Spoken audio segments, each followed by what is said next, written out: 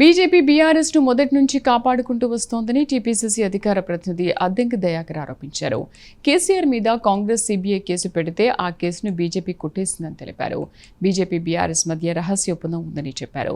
MLC ఎన్నికల్లో ఒకరు తగ్గి ఒకరు పోటీ చేసి ఇద్దరు లబ్ధి పొందాలని చూస్తున్నారని అన్నారు. అందుకే బీఆర్ఎస్ పోటీ చేయలేదని అద్దెంకి దయాకర్ చెప్పారు. బీజేపీ బీఆర్ఎస్ ను మొదటి నుండి కాపాడుకుంటూ వస్తున్న పరిస్థితి. గతంలో Congress party CBI case BRS నాయకుడు కేసీఆర్ గారి మీద పెట్టిన దాన్ని పూర్తిగా కొట్టేసింది.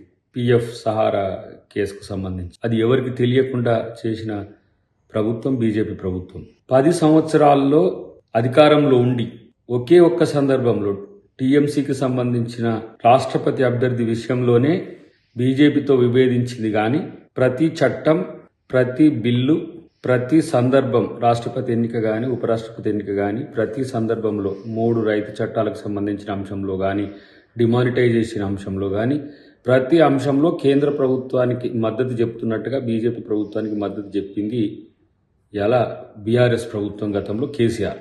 వాళ్ళ మధ్యన రాజకీయ రహస్య ఒప్పందము మొదటి నుంచి ఉంది.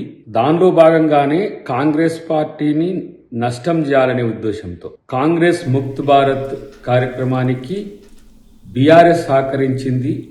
ఇది గతం.